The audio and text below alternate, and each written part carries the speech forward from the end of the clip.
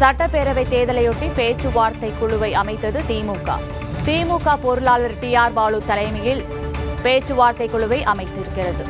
7 பேர் கொண்ட குழுவில் கே.என். நேரு, திருச்சி சிவா, ஆர். ராசா, ஆர்.எஸ். பாரதி, ஏவாவேலு, எம்.ஆர்.கே. பன்னீர்செல்வம் ஆகியோர் இடம்பெற்றிருக்கின்றனர். இந்த குழுவில் கூட்டணி கட்சியினரிடையே தொகுதி உடன்பாடு மற்றும் எண்ணிக்கை குறித்து பேச குழு அமைக்கப்பட்டிருக்கிறது.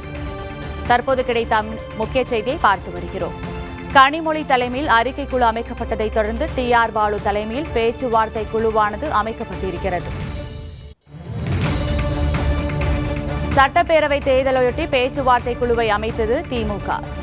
திமுக கூட்டணியில் காங்கிரஸ் 41 தொகுதிகள் உட்பட ஆட்சியிலும் பங்கு கோரி வருகிறது.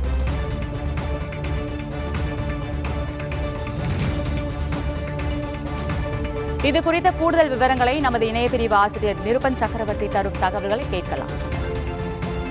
தமிழக சட்டமன்ற தேர்தலுக்கான பணிகள் தீவிரமடைந்து வரும் சூழலில் கூட்டணி கட்சிகளுடன் தொகுதி பங்கீடு குறித்து பேச்சுவார்த்தை நடத்த 7 பேர் கொண்ட குழுவை அமைத்துள்ளது திமுக தலைமை.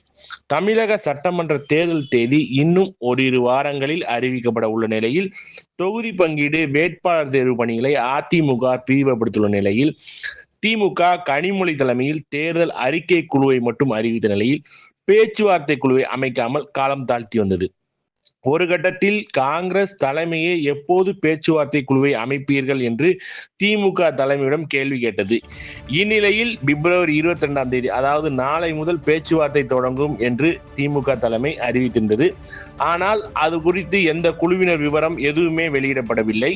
இந்நிலையில் இன்று டி.ஆர். பாலு தலைமையில் 7 பேர் கொண்ட பேச்சுவார்த்தை குழுவை அமைத்துள்ளது திமுக தலைமை.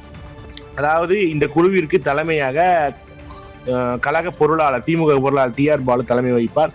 அதுபோக குழு உறுப்பினராக முதன்மை செயலாளருக்கும் கே.என். நேரு மற்றும் துணை பொதுச் செயலாளராக திருச்சி சிவா மற்றும் ஆர். ராசா மற்றும் அமைப்பு செயலாளர் ஆர்.எஸ். பாரதி, செயல் திட்டக்குழு உறுப்பினர் ஏவாவேலு மற்றும் எம்.ஆர்.கே. பன்னீர்செல்வம் என 7 பேர் இந்த குழுவை இடம்பெற்றுள்ளனர்.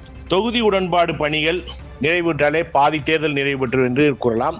இந்நிலையில் தமிழக தேர்தல் களம் சூடு பிடித்தது என்றே கூறலாம்.